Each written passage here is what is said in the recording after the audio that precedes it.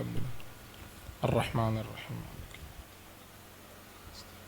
اهدنا الصراط المستقیم صراط الذین انعمت علیہم غیر المغضوب علیہم ولا الضالین ولا حول ولا قوة الا باللہ العلی العظیم اعوذ باللہ من الشیطان اللعین الرجیم بسم اللہ الرحمن الرحیم الحمد للہ رب العالمین نحمدہ ونستعینہ ونستغفرہ ونتوکل علیہ ونصلی ونسلم علی حبیبہ ونجیبہ وخیرتہ فی خلقہ حافظ سرہ ومبلغ رسالاتہ بشیر رحمتہ ونذیر نقمتہ سیدنا ونبینا ومولانا ابی القاسم محمد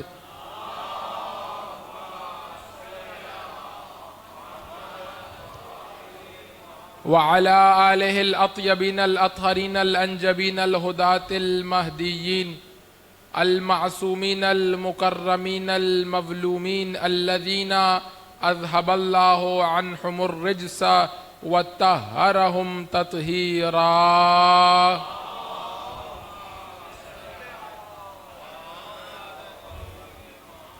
بہم نتولا ومن اعدائہم نتبرأ الی اللہ اما بعد فقد قال اللہ تبارک وتعالی عز اسمہ اعوذ باللہ من الشیطان الرجیم بسم اللہ الرحمن الرحیم ومن یتق اللہ یجعل لہ مخرجہ ویرزقہ من حیث لا یحتسب ومن یتوکل علی اللہ فہو حسبہ ان اللہ بالغ امرہ قد جعل اللہ لکل شیء قدرا صلوات پڑھیے محمد و آل محمد پر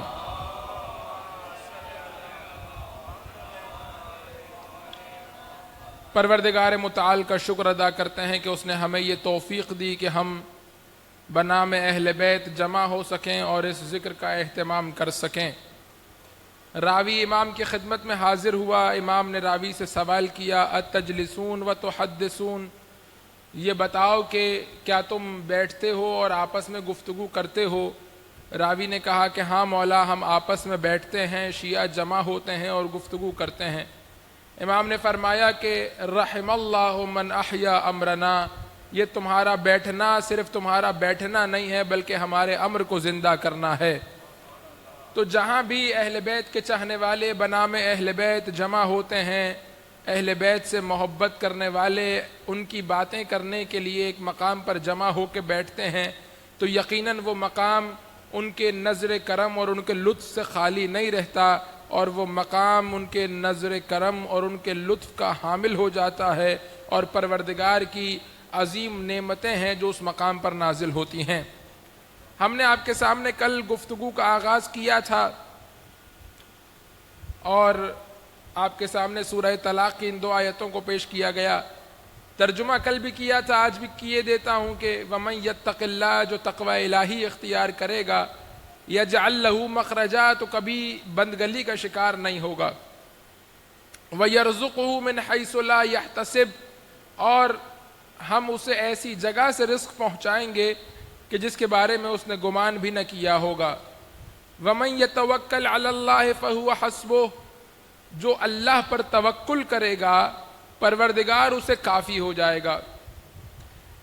وَمَن يَتَوَكَّلْ عَلَى اللَّهِ فَهُوَ حَسْبُهُ إِنَّ اللَّهَ بَالِغُ أَمْرِهِ، پروردگار امور کو اس کی انتہا تک پہنچانا جانتا ہے۔ قَدْ جَعَلَ اللَّهُ لِكُلِّ شَيْءٍ قَدْرًا، اور اس نے ہر شے کے لیے کوئی نہ کوئی حد معین کی ہوئی ہے کہ وہ جانتا ہے کہ کب اس شے کو اس حد تک پہنچانا ہے۔ تقوی سے متعلق کل گفتگو ہوئی آپ کے سامنے، اور رزق سے متعلق گفتگو کا آغاز ہوا تھا کہ وقت تمام ہو گیا، اور چاہتا ہوں کہ مزید آج رزقی کے موضوع پر گفتگو کو آگے بڑھایا جائے۔ آپ متوجہ ہیں کہ کل آپ کے سامنے رزق کی تعریف کو بیان کیا تھا کہ رزق اگر ہم اپنے عرف کے معنی میں دیکھیں تو اس کا دائرہ بہت چھوٹا ہے، لیکن اگر شریعت کی اصطلاح میں دیکھیں تو اس کا دائرہ بہت بڑا ہے۔ ہمارے عرف کی اصطلاح میں عرف کے مطابق رزق کیا ہے؟ کہا کہ جو کھا رہے ہو، جو پی رہے ہو، جو تمہارے دسترخوان پر موجود ہے، جو تنخواہ مل رہی ہے، کاروبار میں جو منافع ہو رہا ہے، وہ رزق ہے۔ لیکن اگر شریعت کی اصطلاح میں جا کر کے دیکھیں تو میں نے آپ کے سامنے مثالیں پیش کی تھیں کہ اللہم ارزقنا توفیق الطاعہ، پروردگار اپنی اطاعت کی توفیق کا رزق عطا کر۔ اللہم ارزقنا فی الدنیا زیارت الحسین، پروردگار دنیا میں حسین کی زیارت کا رزق عطا کر۔ یعنی شریعت کی اصطلاح میں رزق کا دائرہ چھوٹا نہیں ہے بلکہ بہت بڑا ہے، اور بہت سی وہ چیزیں جنہیں ہم رزق نہیں سمجھ رہے ہوتے، شریعت اسے رزق سے تعبیر کر رہی ہے۔ تو پھر یہاں پر سوال یہ ایجاد ہوتا ہے کہ رزق کی تعریف کیا ہے؟ تو جواب آپ کی خدمت میں کل پیش کیا کہ تعریف کرنا گرچہ مشکل ہے، لیکن علماء نے تعریف کی ہے کہ ہر وہ شے کہ جو زندگی کو گزارنے کے لیے ضروری ہو یا زندگی کے حسن کے لیے ضروری ہو، اسے رزق کہا جاتا ہے۔ یا تمہاری زندگی کا دوام اس پر مبنی ہو یا تمہاری زندگی کا حسن اس پر مبنی ہو، اسے رزق کہا جائے گا۔ کہ یا تو زندگی کے آگے بڑھانے کا سبب بنے یا زندگی کی خوبصورتی میں اضافے کا سبب بنے، ہر وہ شے جو اس کام آ جائے اسے رزق کہا جائے گا۔ اب یہاں تک گفتگو کل پہنچ گئی تھی۔ اب عزیزان گرامی قدر، آپ متوجہ ہیں کہ پروردگار متعال نے جو ضرورتیں اور جو حاجتیں انسان کے وجود میں رکھی ہیں فطری طور پر، دیکھیں ضرورتیں دو طرح کی ہیں۔ ایک ضرورت وہ ہے کہ جو انسان نے خود اپنے تئیں ایجاد کی ہے، مثال کے طور پر یہی حضرت موبائل کی ضرورت کہ آپ دیکھیے کہ اب اس کے بغیر گزارا نہیں ہے کسی کا۔ ایک آدھے گھنٹے کے لیے بھی اگر چارج نہ ہو تو انسان کو ہول اٹھنے لگتا ہے کہ جائے کہاں اور کیا کرے۔ اگر تھوڑی دیر کے لیے بھی موبائل سے دور ہو جائے، کسی ایسے مقام پر بیٹھا ہے جہاں استعمال نہیں کر سکتا تو پریشان ہو جاتا ہے، اضطراب کی کیفیت میں مبتلا ہو جاتا ہے کہ کرے تو کیا کرے۔ تو یہ ضرورت من جانب اللہ نہیں ہے، یہ فطری ضرورت نہیں ہے، بلکہ یہ ایک فیبریکیٹڈ ضرورت ہے جو انسان نے خود اپنے تئیں اپنے لیے ایجاد کی ہے۔ لیکن بعض ضرورتیں ایسی ہیں کہ جو پروردگار متعال نے انسان کے وجود میں قرار دی ہیں۔ مثال کے طور پر بھوک کی ضرورت۔ اب یہ ضرورت ایسا نہیں ہے کہ 100 سال پہلے 150 سال پہلے ایجاد ہوئی، بلکہ جب سے انسانیت ہے تب سے یہ ضرورت ہے۔ اسی لیے آپ دیکھیے کہ جب حضرت آدم کو خلق کیا تو حضرت آدم کو خلق کرنے کے بعد پہلی جس ضرورت کی طرف اشارہ کیا وہ بھوک ہی کی ضرورت تھی کہ دیکھو بھوک لگے گی اور کھانا کھانا بھی صحیح، لیکن اس درخت کے قریب مت جانا، اس درخت میں سے مت کھانا۔ پس ضرورت انسان کے وجود میں موجود ہے۔ اسی طرح سے پانی کی ضرورت، پیاس انسان کو لگتی ہے، احساس ہوتا ہے۔ اسی طرح انسان علیحدگی کو ناپسند کرتا ہے، اکیلے رہنا نہیں چاہتا، چاہتا ہے کہ معاشرے میں لوگوں کے درمیان زندگی گزارے، یہ اس کی ضرورت ہے، خدا نے رکھی ہے۔ انسان کو اجتماعی طور پر خلق کیا ہے، یعنی انسان اجتماع میں خلق کیا گیا ہے، اکیلے رہنا ناپسند کرتا ہے، اکیلے رہنا اسے پسند نہیں ہے۔ اس لیے اسلام نے بھی کہیں یہ تقاضا نہیں کیا کہ اکیلے جا کر کے رہو، بلکہ اسلام یہ چاہتا ہے کہ تم معاشرے میں رہتے ہوئے خدا کی طرف سفر کرو۔ اسی لیے آپ دیکھیے کہ شریعت نے اپنی بڑی عبادتوں میں سے ایک عبادت اعتکاف کو قرار دیا ہے۔ اگر خدا چاہتا تو اس اعتکاف کی عبادت کو گھر میں قرار دے سکتا تھا کہ گھر کا دروازہ بند کرو، کمرے میں بند ہو جاؤ اور اعتکاف کرو، خدا کی عبادت کرو۔ کر نہیں، مسجد میں آؤ، لوگوں کے درمیان بیٹھ کر تم میں اتنی صلاحیت ہونی چاہیے کہ اجتماع میں رہو لیکن خدا کی طرف سفر کر سکو۔ تو یہ تمام تر ضرورتیں پروردگار نے انسان کے وجود میں رکھی ہیں۔ جہاں جن سے مخالف کی طرف ایک ضرورت کو رکھا ہے، بہت سی ضرورتوں کو انسان کے وجود میں قرار دیا۔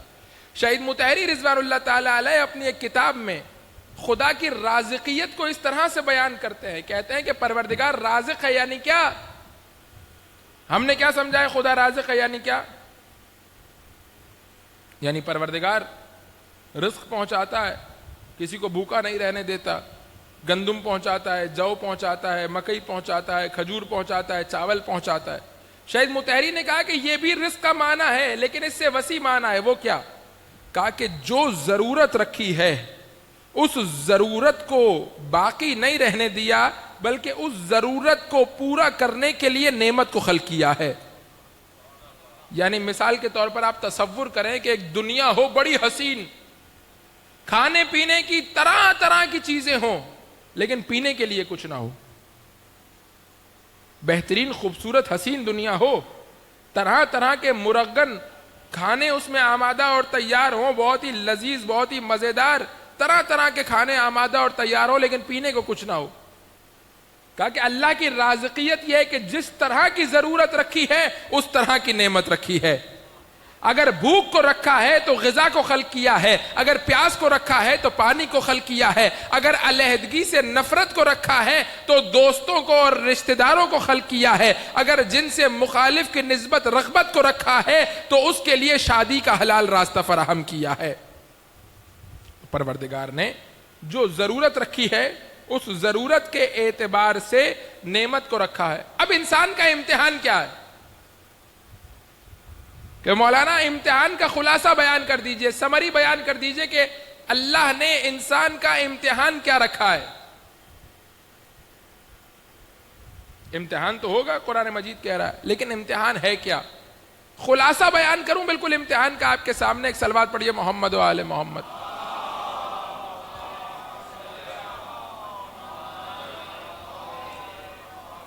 اس کے علاوہ کوئی امتحان نہیں ہے انسان کا, صرف یہ امتحان ہے. کیا ضرورت ہے؟ اس ضرورت کو پورا کرنے کے دو راستے ہیں, ایک حلال راستہ ہے, ایک حرام راستہ ہے. تم نے اس ضرورت کو پورا کرنا بھی ہے.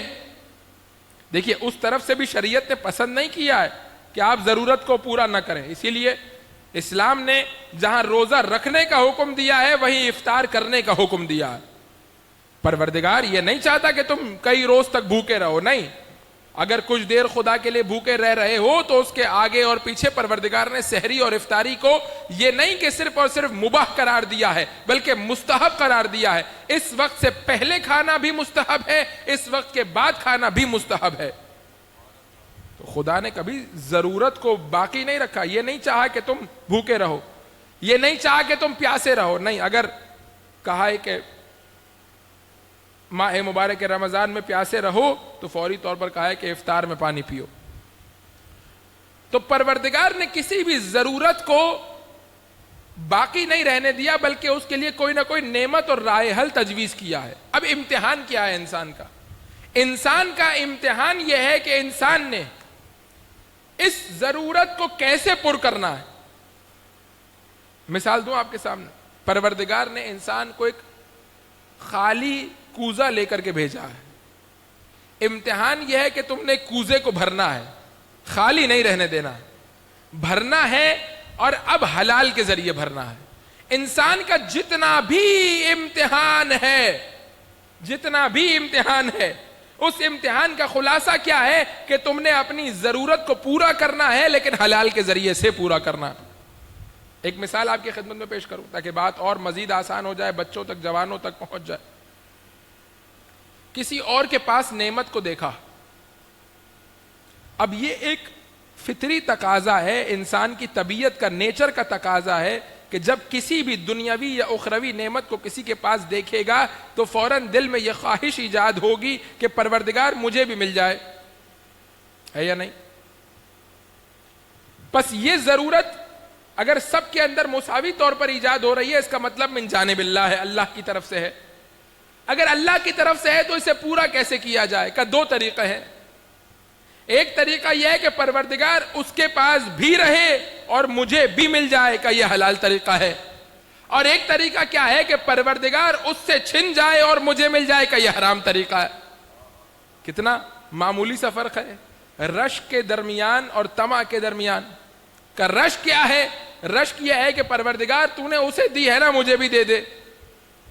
اور طمع کیا ہے کہ پروردگار اس سے چھن جائے اور مجھے مل جائے. اور کبھی کبھی انسان اتنا گر جاتا ہے کہ رشک اور طمع کی منزل سے آگے بڑھ کر حسد کی منزل پر پہنچ جاتا ہے. اور حسد کیا ہے؟ پروردگار مجھے ملے یا نہ ملے اس سے چھن جائے. اتنا پست ہو جاتا ہے, اتنا گر جاتا ہے, پروردگار اب مجھے نہیں چاہیے, اس سے چھن جائے. تو کہا کہ تمہارے اندر یہ ایک احساس ہے کہ مجھے بھی نعمت چاہیے, اس احساس کو کیسے پورا کرو گے؟ اس احساس کی تسکین کیسے ہوگی؟ کہ اس احساس کی تسکین کے دو راستے ہیں. ایک راستہ یہ ہے کہ پروردگار مجھے مل جائے اور اس کے پاس بھی باقی رہے، کہ یہ مطلوب راستہ ہے، مستحب راستہ ہے، رش کرو مومن کو دیکھ کر کے. اور ایک راستہ کیا ہے؟ پروردگار اس سے چھن جائے اور مجھے مل جائے گا، یہ حرام راستہ. بس ہر مرحلے پر انسان دو راہے پر کھڑا ہے، ایک حلال راستہ ہے، ایک حرام راستہ ہے.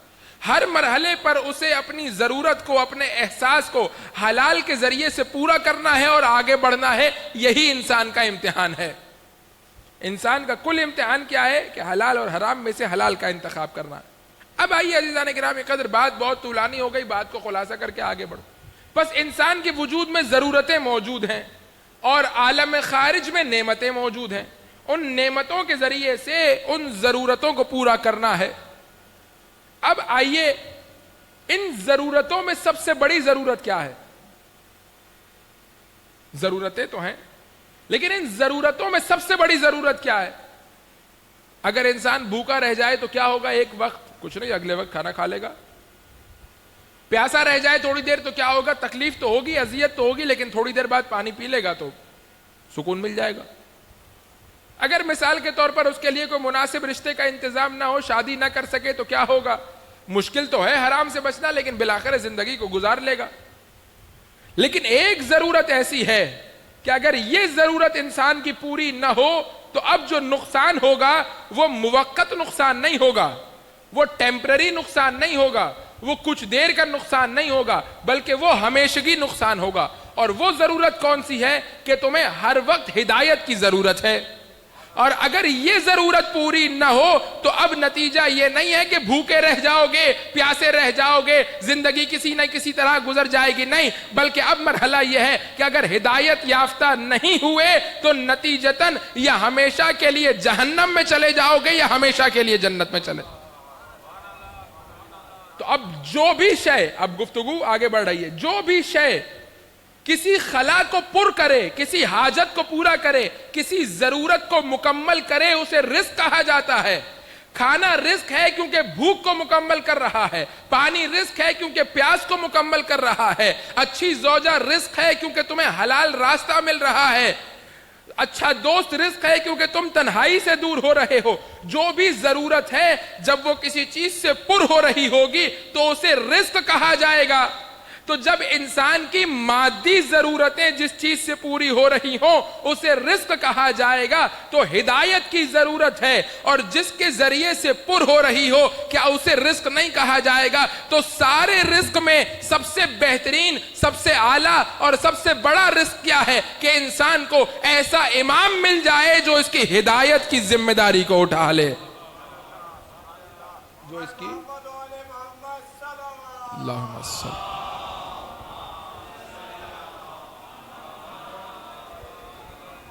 جو اس کی ہدایت کی ذمہ داری کو انجام دے.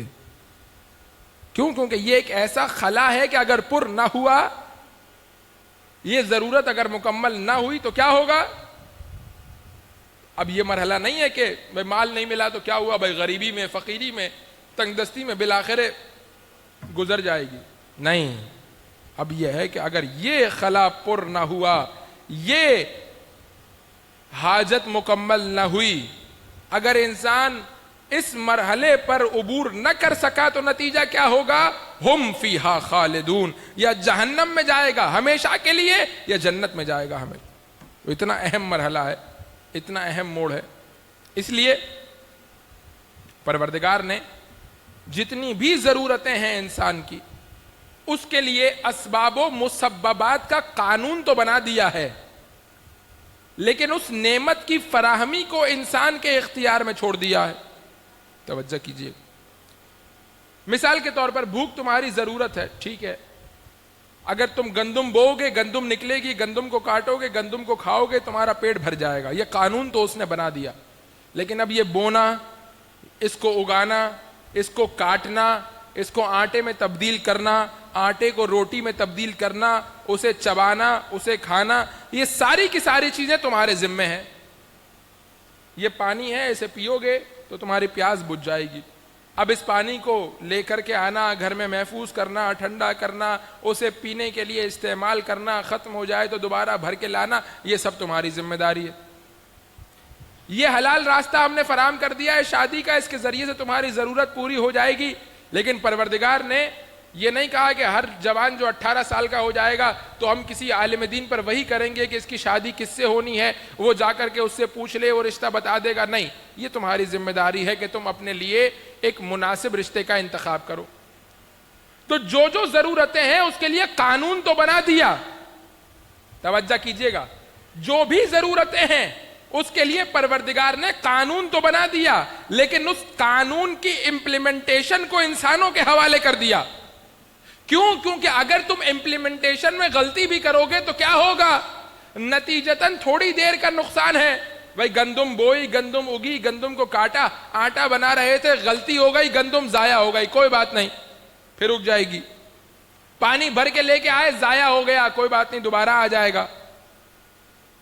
تو قانون تو خدا نے بنا دیا، لیکن اس قانون کی تطبیق، اس قانون کی امپلیمنٹیشن انسانوں کے حوالے کر دی کہ تم اپنی مرضی سے امپلیمنٹ کرو، تم اپنی مرضی سے اس قانون کو آگے لے کر کے چلو۔ ضرورت پوری ہو گئی سو ہو گئی، نہیں ہوئی تو کوئی بات نہیں، دوبارہ ہو جائے گی، قانون تو اپنی جگہ موجود ہے۔ امپلیمنٹیشن میں تم غلطی کرو گے 1 دفعہ، 2 دفعہ، 4 دفعہ، 8 دفعہ، 10 دفعہ، لیکن جب بھی غلطی سدھر جائے گی تو دوبارہ سے معاملات سیدھے ہو جائیں گے۔ لیکن ایک مرحلہ ایسا ہے، ایک ضرورت ایسی ہے جس میں اللہ نے نہ صرف یہ کہ قانون خود بنایا بلکہ تطبیق بھی خود کر کے بتایا۔ اگر پروردگار چاہتا تو قانون بنا دیتا کہ بھائی امام عالم ہونا چاہیے، شجاع ہونا چاہیے، کریم ہونا چاہیے، طہارتوں والا ہونا چاہیے، یہ خصوصیات ہونی چاہیے، خود ہی تطبیق کر لو۔ غلطی کرو گے تو غلطی کر لو، کوئی بات نہیں۔ کہا نہیں، یہ وہ ضرورت نہیں ہے جس کی تطبیق بھی تمہارے حوالے کی جائے۔ عام نعمتوں میں قانون من جانب اللہ ہے، تطبیق انسانوں کے سپرد کی گئی ہے، لیکن اس مرحلے پر پروردگار نے نہ صرف یہ کہ قانون بھی خود بنایا بلکہ تطبیق بھی خود کر کے بتائی۔ صرف یہ نہیں بتایا کہ امام کو عالم ہونا چاہیے بلکہ یہ بھی بتایا کہ یہ عالم ہے۔ صرف یہ نہیں بتایا کہ شجاع ہونا چاہیے بلکہ بتایا کہ یہ شجاع ہے۔ صرف یہ نہیں بتایا کہ طہارت والا ہونا چاہیے بلکہ یہ بھی بتایا کہ یہ طہارت والا ہے۔ پروردگار، یہ تیرے 2 مختلف رویے کیوں ہیں؟ عام نعمتوں میں قانون بنا رہا ہے، تطبیق حوالے کر رہا ہے انسانوں کے، امامت کے مرحلے پر قانون بھی بنا رہا ہے، تطبیق بھی کر رہا ہے۔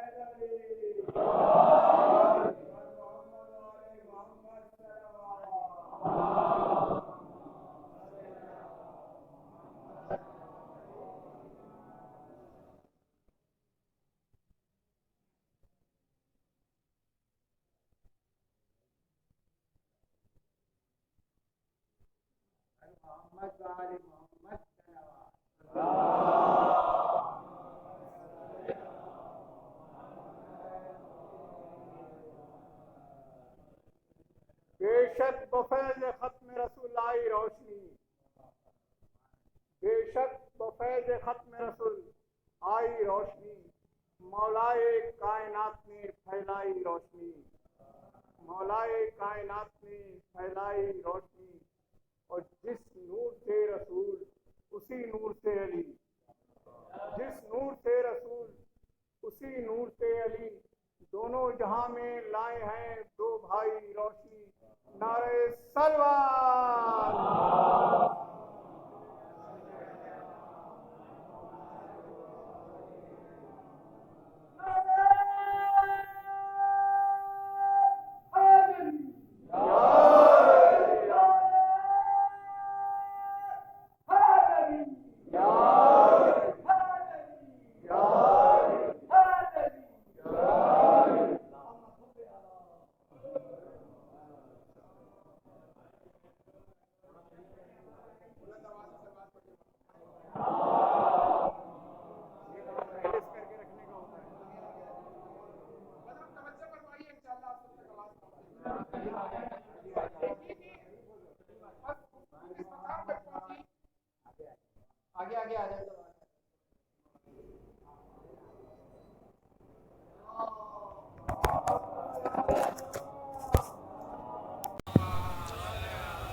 محمد بس گفتگو کس مقام تک پہنچی؟ میرے ساتھ رہیے. گفتگو اس مقام تک پہنچی کہ ایک ضرورت ہے, اس ضرورت کو پر کیا جانا ہے.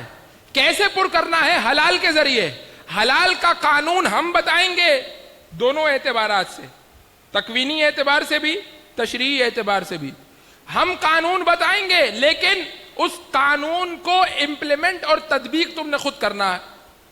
لیکن جو تمہاری سب سے بڑی ضرورت ہے اس سلسلے میں, یہ نہیں ہے کہ صرف قانون خدا کی طرف سے ہے, بلکہ تطبیق بھی خدا کی طرف سے ہے. وجہ کیا ہے؟ میں بہت ہی آسان سی مثال پیش کروں تاکہ بات واضح ہو جائے. بچہ بلوغ تک پہنچ رہا ہے. اب باپ یہ چاہتا ہے کہ یہ بچہ پیسے خرچ کرنا سیکھے, اسے سمجھ میں آئے کہ پیسے کیسے خرچ کیے جاتے ہیں. تو کہا کہ اسے 1000 روپے دے دیے جائیں 2-4 دنوں کے لیے, اور پھر 2-4 دنوں کے بعد ہم پوچھیں گے کہ کیسے خرچ کیے. 2-4 دنوں کے بعد آیا, باپ نے پوچھا کیسے خرچ کیے؟ کہ وہ تو اس جگہ اڑا دیے, وہاں اڑا دیے, یہ بیکار میں خرچ کر دیا, وہ بیکار میں لے لیا. کہ دیکھو غلطی ہو گئی, لیکن آئندہ نہیں ہونا چاہیے. خرچ کرنے کا قانون یہ ہے کہ دیکھو تمہارے فائدے کا امر ہو تو خرچ کرنا, فلاں ہے, ایسے ہے, ویسے ہے. پھر دوبارہ سے 1000 روپے دے دیے, قانون بتا دیا, تطبیق بچے کے حوالے کر دی, یہ لو بیٹا. دوبارہ غلطی کر کے آ گیا, دوبارہ 1000 روپے دے دیے, قانون بتا دیا, تطبیق بچے کے حوالے کر دی. لیکن کبھی آپ کو باپ یہ کرتا ہوا نہیں ملے گا کہ یہ بچہ کہ جو بلوغ کی عمر تک پہنچا ہے, جسے ابھی خرچ کرنا نہیں آ رہا, 1000 روپے تو اس کو دے رہا ہے تاکہ اپنی مرضی سے خرچ کرے, قانون بتانے کے بعد. لیکن کبھی یہ نہیں ہو سکتا کہ اپنا پورا کاروبار اس کے حوالے کر دے اور کہے بیٹا جاؤ یہ پورا کاروبار اور جاؤ, اور یہ ہمارا قانون ہے کہ ایسی جگہ پر کاروبار کرنا کہ جہاں فائدہ ہو, اور جاؤ یہ پورا کاروبار. اور کوئی پوچھے کہ بھائی آپ یہ کام کیوں کر رہے ہیں؟ کہ بچے کو سکھا رہا ہوں. کا سکھانا بہت اچھی بات ہے, لیکن یہ جس طرح سے سکھا رہے ہیں یہ اچھا طریقہ نہیں ہے. اگر آپ کو سکھانا ہے تو 1000-2000 روپے دے کر کے سکھائیے. کیوں؟ اس لیے کیونکہ اگر کاروبار سارا اس نے ڈبو دیا تو نہ یہ رہے گا نہ آپ رہیں گے, تو سکھائیں گے کس کو؟ توجہ کیجئے گا. کہا کہ جتنا سکھایا جانا ہے اس اعتبار سے رسک لیا جائے گا, اس اعتبار سے رسک لیا جائے گا. اس کو پیسے خرچ کرنا سکھانے کے لیے پورا کاروبار حوالے نہیں کیا جائے گا, بلکہ 1000 روپے, 2000 روپے, 5000 روپے دیے جائیں گے کہ بیٹا جاؤ. کیوں؟ اس لیے کیونکہ اس میں غلطی ہو بھی گئی تو قابل جبران ہے.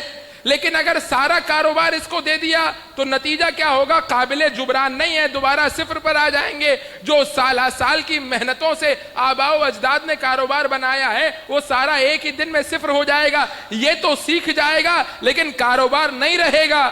تو اس لیے سکھانے کے لیے ان چیزوں کو اختیار میں دیا جاتا ہے جو قابل جبران ہوتی ہیں, ان چیزوں کو اختیار میں نہیں دیا جاتا جو قابل جبران نہ ہو. اسی لیے پروردگار نے بھوک کو مٹانے کا کیا طریقہ ہو تمہارے اختیار میں دے دیا, پیاس کو بجھانے کا کیا طریقہ ہو تمہارے اختیار میں دے دیا, دوست کیسے بنانے ہیں تمہارے اختیار میں دے دیا, رشتہ کہاں کرنا ہے تمہارے اختیار میں دے دیا. کیوں؟ اس لیے کیونکہ قابل جبران ہے.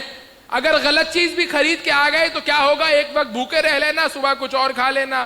اگر پانی صحیح طرح سے نہیں محفوظ کر سکے تو کوئی بات نہیں, صبح جا کے پی لینا. اگر دوست غلط بنا لیے تو کوئی بات نہیں, چھوڑ دو, دوسرے دوست بنا لو. رشتہ غلط جگہ ہو گیا, نبھانے کی کوشش کرو, نہیں نبھ رہا, چھوڑ دو, طلاق دے دو, دوسری جگہ شادی کر لو. تو جہاں قابل جبران ہے وہاں اختیار تطبیق کا انسانوں کو دیا ہے تاکہ سیکھیں. لیکن ایک مرحلہ ایسا ہے جہاں نقصان قابل جبران نہیں ہے. اگر امام غلط بنا لیا تو اب جبران نہیں ہو سکتا, اب خود بھی جہنم میں جائے گا, تمہیں بھی جہنم میں لے کر کے جائے گا. اور اتنا بڑا رزق پروردگار لینے کو تیار نہیں ہے. کیوں؟ کیونکہ یہ ایسا ہی ہے جیسے سارا کاروبار بچے کے حوالے کر دیا جائے, اپنی ساری جمع پونجی حوالے نہیں کی جاتی, جتنا سکھانا ہو اس کے اعتبار سے حوالے کیا جاتا ہے. کہ امامت کے مرحلے پہ ٹھہر جاؤ, قانون بھی ہم بتائیں گے, تطبیق بھی ہم کر کے بتائیں گے. کیوں؟ کیونکہ اس مرحلے پر قابل جبران نہیں ہے. گڑھے میں گرو گے تو جہنم تک جا پہنچو گے.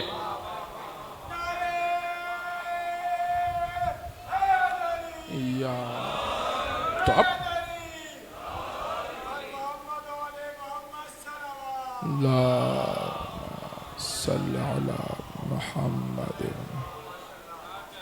تو آپ توجہ فرما رہے ہیں کہ کتنا سنگین مرحلہ ہے مرحلہ امامت.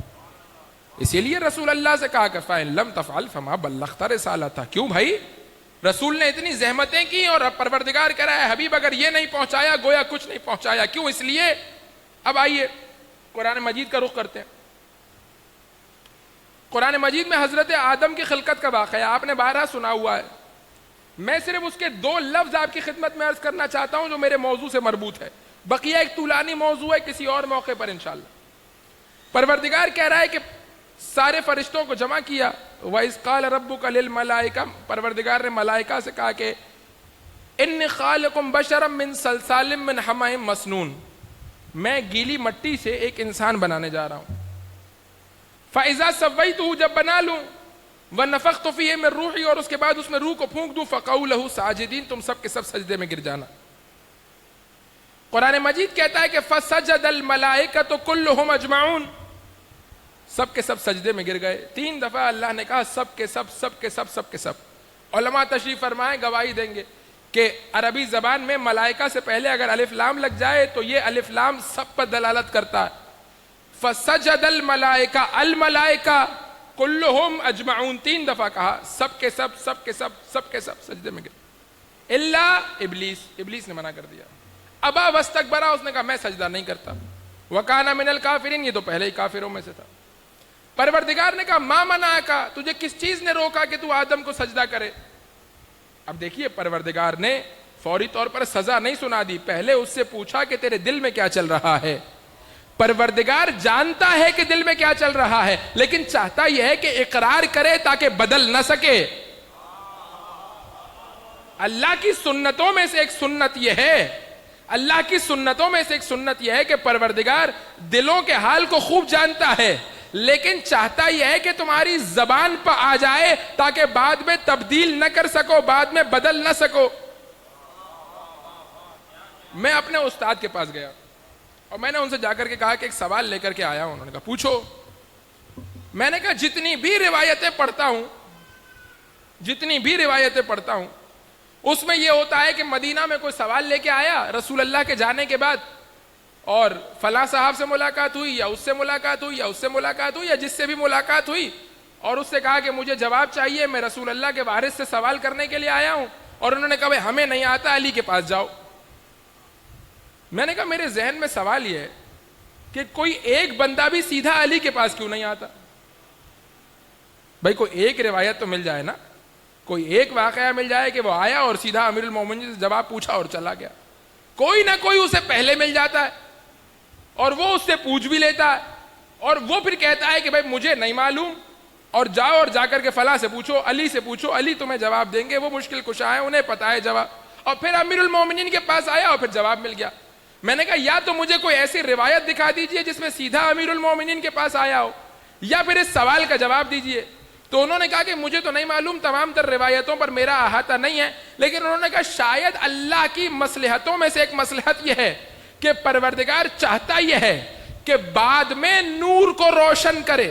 دیکھیے میں مثال دوں، بچے میرے آسانی سے سمجھ جائیں گے. کبھی کسی کی اچھی تصویر لینی ہے تو کیا کرو؟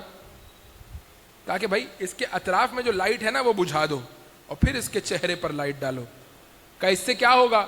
کہ اس سے یہ ہوگا کہ جب اطراف میں تاریکی چھا جائے گی تو اس کا نور زیادہ اچھے سے روشن ہو سکے گا. توجہ کیجئے گا.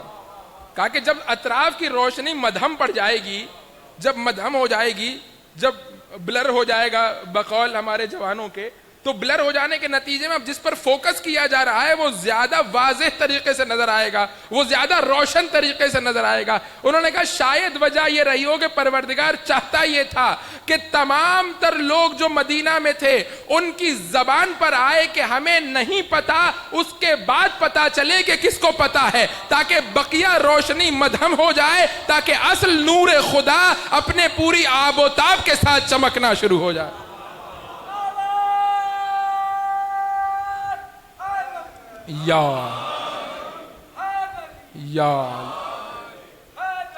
یا توجہ فرما رہے ہیں. کہا کہ اس لیے کہ کل صبح کوئی کھڑا ہو کر کے یہ نہ کہہ سکے کہ ہمارے پاس آیا نہیں ورنہ ہمیں بھی پتا تھا.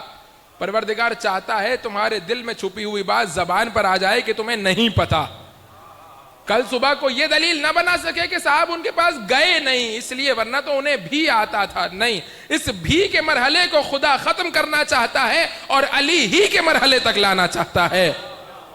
تو اب آپ توجہ فرما رہے ہیں کہ کہا کہ پروردگار نے اس سے پوچھا کہ ماں منعک، تجھے کس چیز نے روکا کہ تو سجدہ کرے؟ اس نے پلٹ کر کے خدا کی بارگاہ میں جواب دیا کہ پروردگار، اب دیکھیے تھوڑی دیر کے لیے، اب میں یہ تو نہیں کہہ سکتا کہ شیطان کی طرف جا کر کے سوچئے، لیکن تھوڑی دیر کے لیے اس مسئلے کو جو اس نے پروردگار کے سامنے دلیل پیش کی ہے، جو اس نے پروردگار کے سامنے ایکسکیوز پیش کیا ہے، اس ایکسکیوز کو دیکھیے کہ کتنا لاجیکل ایکسکیوز ہے جو خدا کے سامنے پیش کر رہا ہے. گرچہ لاجیکل نہیں ہے، یہ ایک الگ موضوع ہے کہ پچھلی آیتوں میں خدا اس کے سوال کا جواب آلریڈی دے چکا ہے، یہ میرا موضوع نہیں ہے. لیکن ظاہری طور پر صرف اس آیت کو دیکھیے کیا کہہ رہا ہے پروردگار. خلقتنی من نار، تو نے مجھے آگ سے بنایا ہے. کوئی شک ہے اس جملے میں؟ خلقتہ من طین، تو نے اسے مٹی سے بنایا ہے. شک ہے اس جملے میں؟ آگ مٹی سے افضل ہے یہ قانون کس نے بنایا ہے؟ تو نے بنایا.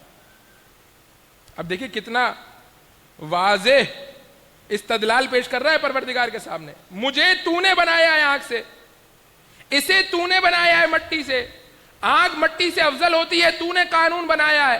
تو اب ان سب چیزوں کو جمع کر تو کیسے تو افضل کو حکم دے سکتا ہے کہ وہ مفضول کے آگے سجدہ کرے؟ اس نے بڑا ہی صاف ستھرے انداز میں، جس کو کہتے ہیں کہ ریشنل انداز میں، لاجیکل انداز میں اپنی دلیل کو خدا کے سامنے رکھا. اب یہاں پر پروردگار کا رویہ عجیب ہے. جب سجدے سے انکار کیا تو نہیں نکالا، دلیل پوچھی، جب دلیل بتائی تو اب دلیل کا جواب دلیل سے نہیں دے رہا، بلکہ کہہ رہا ہے فخرج منہا انک رجیم، تو چلا جائے یہاں سے. اب عجیب مرحلہ ہے. اب اس مرحلے کو میں اس مقام پر حل کرنا نہیں چاہتا، ورنہ گفتگو کہیں اور چلی جائے گی. پروردگار اگر دلیل کا جواب دلیل سے نہیں دینا تھا تو دلیل پوچھی کیوں؟ اور جب دلیل پوچھ لی تو پھر جواب دیتا دلیل کا. اب پروردگار نے جواب نہیں دیا، بلکہ کیا کہا؟ پروردگار نے کہا فخرج منہا انک رجیم، چلا جائے یہاں سے. جاتے جاتے اس نے پروردگار سے، اب میں اپنی زبان میں کہوں تو دروازے تک پہنچ گیا تھا، مڑ کے خدا کی طرف دیکھا اور کہا پروردگار فانظرنی الی یوم یبعثون، اس دن تک مہلت دے دے جس دن تو لوگوں کو قبروں سے اٹھائے گا. پروردگار نے بھی کہا جا انت من المنظرین، ہم نے تجھے مہلت دے دی، لیکن یہ بتا کہ کرے گا کیا. اب دو لفظ سن لیجئے، گفتگو اس مقام پر مکمل کر رہا ہوں، انشاءاللہ کل اس کو مزید آگے بڑھاؤں گا. اس نے کہا پروردگار دو کام کروں گا. ایک، لَأَقْعُدَنَّ لَهُمْ صِرَاطَكَ الْمُسْتَقِيمَ. دو بھائیوں کا جھگڑا ہو جاتا ہے نا، اب وہ دوسرا بھائی جسے دکان سے نکال دیا ہے وہ یہ چاہتا ہے کہ پہلے بھائی کا کاروبار خراب کرے. تو کاروبار خراب کرنے کا ایک طریقہ کیا ہے کہ دکان کے سامنے دوسری دکان کھولے اور اس کا کاروبار خراب کرے. اس کاروبار کو خراب کرنے کے طریقے میں انویسٹمنٹ لگے گی، محنت لگے گی، صبح سے لے کے شام تک دکان کھولنا پڑے گی، بیٹھنا پڑے گا، نفع نقصان برداشت کرنا پڑے گا. دوسرا طریقہ کیا ہے؟ دوسرا طریقہ یہ ہے کہ جس میں نہ انویسٹمنٹ ہے، نہ محنت ہے، نہ دکان کھولنی ہے، نہ نقصان ہے، کچھ نہیں ہے. کیا ہے؟ باہر بیٹھ جائے اور بیٹھ کر کے کہے کہ یہ جعلی مال بیچتا ہے. کتنا آسان طریقہ ہے، کتنا آسان طریقہ ہے نا. انویسٹمنٹ بھی نہیں ہے، محنت بھی نہیں ہے، کوئی زحمت بھی نہیں ہے، جب جی چاہا گھر چلے گئے، سو گئے، پھر اٹھ کے آ گئے، پھر آگے وہیں بیٹھ گئے، کہنے لگے میں جانتا ہوں، میں پہلے دکان میں کام کرتا تھا، 2 نمبر چیزیں بیچتا. اس نے کہا پروردگار میرے پاس اتنی انویسٹمنٹ نہیں ہے کہ میں تیرے راستے کے مقابلے پر اپنا راستہ بناؤں. میں تیرے سامنے اس طرح سے کھڑا ہونا نہیں چاہتا. کرے گا کیا؟ لَأَقْعُدَنَّ لَهُمْ صِرَاطَكَ الْمُسْتَقِيمَ، تیرے صراط مستقیم کے باہر بیٹھ جاؤں گا. اچھا پھر کیا کرے گا؟ بیٹھ تو جائے گا، گمراہ کیسے کرے گا؟ کب دوسرا میرا کام یہ ہے کہ میں علل اعلان یہ نہیں کہوں گا کہ بھائیوں میں شیطان ہوں، تمہیں بہکانے کے لیے آیا ہوں، چلو آؤ میرے ساتھ. یہ نہیں کروں گا. پھر کیا کرے گا بھائی؟ کہا کہ میں لَأُغْوِيَنَّهُمْ، قرآن کا لفظ ہے، ان کو اغوا کر کے لے جاؤں گا. ایک تیرے صراط مستقیم کے کنارے پہ بیٹھوں گا، دوسرا کام کیا کروں گا؟ ان کو اغوا کر کے لے جاؤں گا. ان کو ایسا اغوا کر کے اپنے ساتھ لے جاؤں گا کہ ان کو پتہ بھی نہیں چلے گا. یہ 2 لفظ اس نے پروردگار کے سامنے رکھے اور پروردگار نے اس کے بعد اسے جواب دیا اور کہا کہ جا، یہ جواب سننے کے بعد تو جا، چلا جا یہاں سے، مجھے پتا ہے کہ کیسے اپنے لوگوں کی ہدایت کا انتظام اور اہتمام کرنا ہے. اب اسی موضوع کو میں کل آپ کے سامنے انشاءاللہ مزید آگے بڑھانے کی کوشش کروں گا.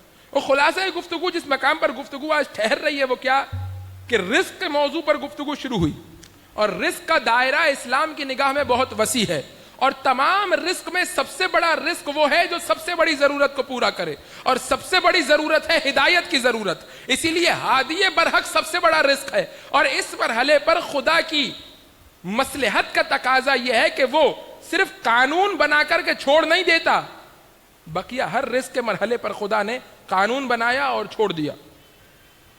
پروردگار کسی کے گھر میں سالن بنا کے آ کے نہیں دیتا, حتیٰ کسی کے گھر میں آ کے باہر سے سودا بھی خرید کے لا کے, یہ ہم نے قانون بنایا ہے کہ یہ چیز جو زمین سے ایسے اگے گی, اسے کھاؤ گے تو تمہاری بھوک مٹ جائے گی. یہ قانون ہم نے بنا دیا. اگانا تمہاری ذمہ داری ہے, لانا تمہاری ذمہ داری ہے, پکانا تمہاری ذمہ داری ہے, کھانا تمہاری ذمہ داری ہے. یعنی پروردگار قانون بنا کے پیچھے ہٹ جاتا ہے, قانون بناتا ہے, بقیہ اس کی تطبیق, اس کی امپلیمنٹیشن لوگوں کے حوالے کر دیتا ہے.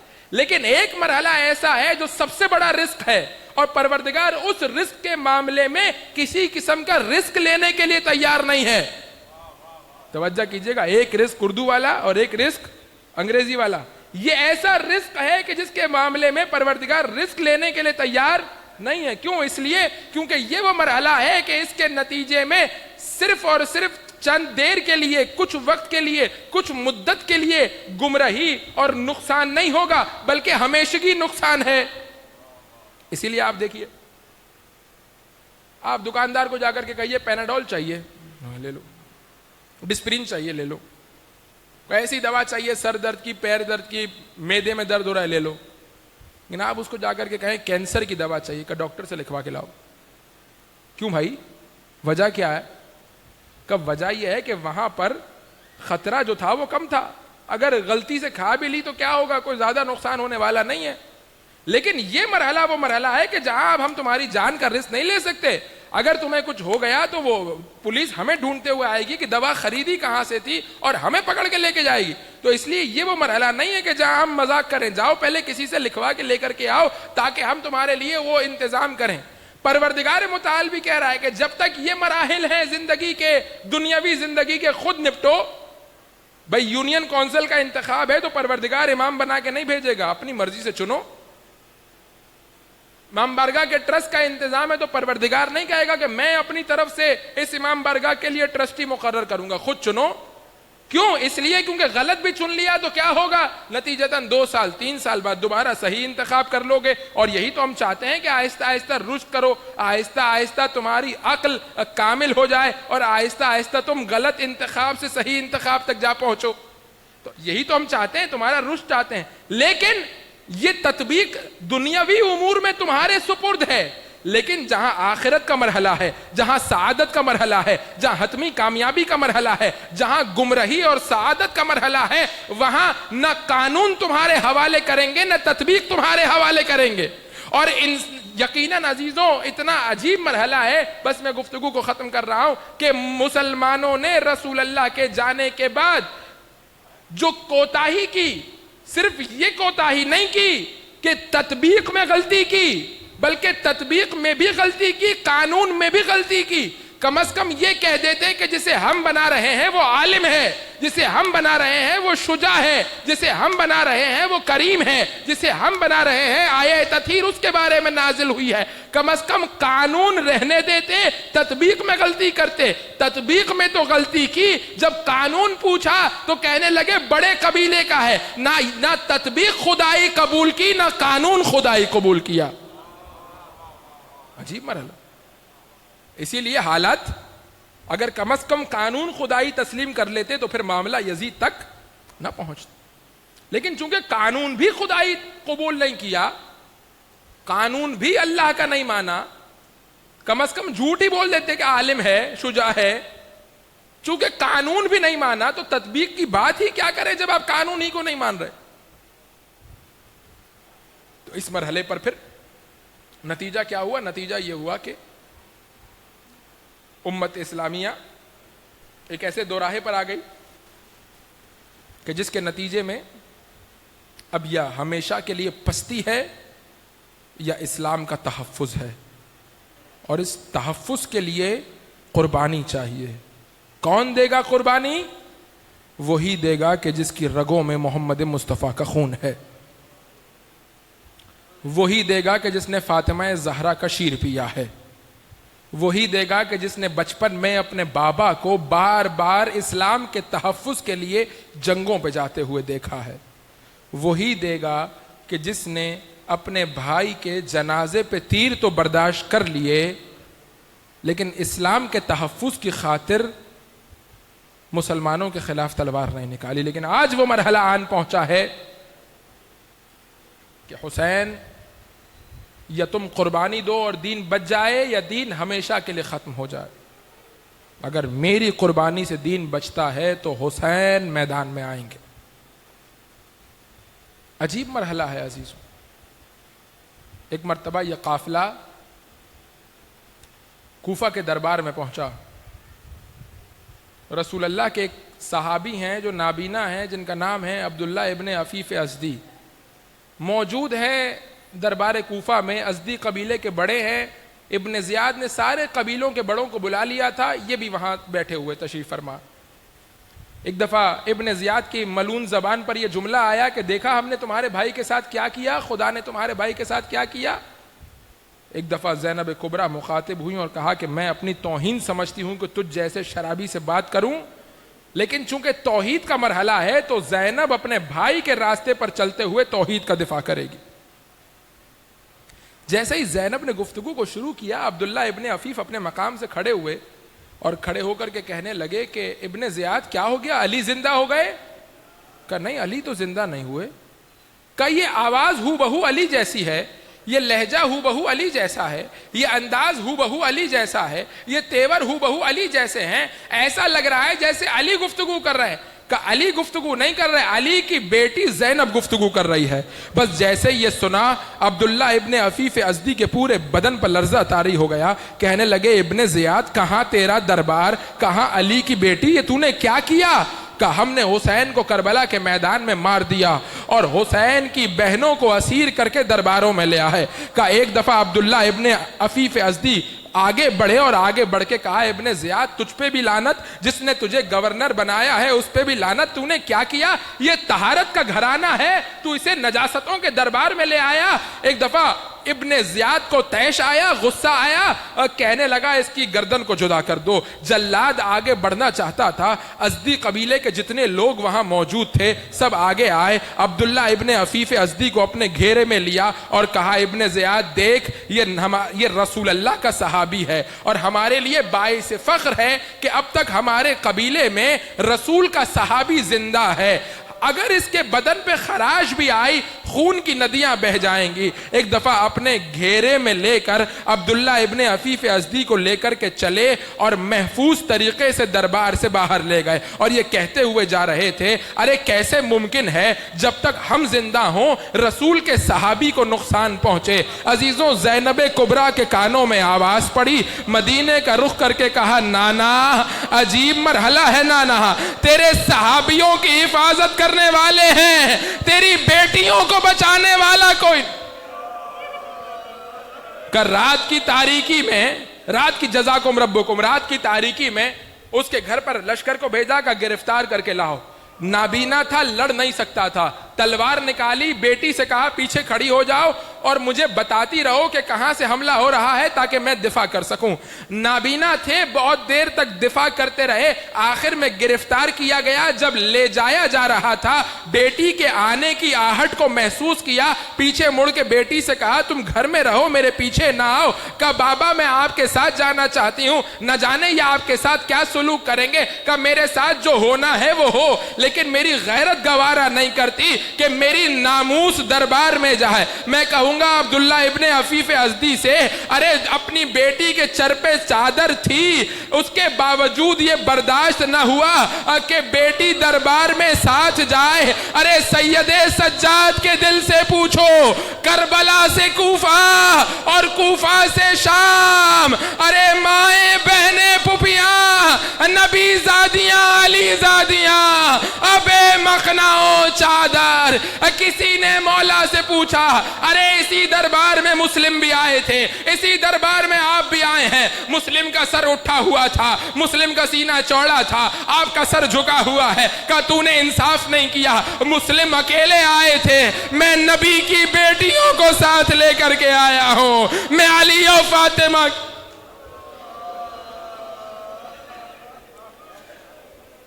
الا ولعنت اللہ علی القوم الظالم وسیعلم الذین ظلموا ای منقلب ینقلبون. بار الہا اس قلیل سے عبادت کو قبول فرما, ان آنسوؤں کو رومال زہرا میں جگہ عطا فرما, ہمیں کوئی غم نہ دے سوائے غم حسین کے. محبت حسین کو ہماری نسلوں میں قائم و دائم فرما, دنیا میں حسین کا راستہ عطا فرما, آخرت میں حسین کی شفاعت سے بہرمند فرما. پروردگار تجھے واسطہ محمد و آل محمد کا ہماری قبر کو نور حسین ابن علی نصیب فرما. پروردگار قیامت کے دن مولا کے ہاتھوں سے سیراب فرما.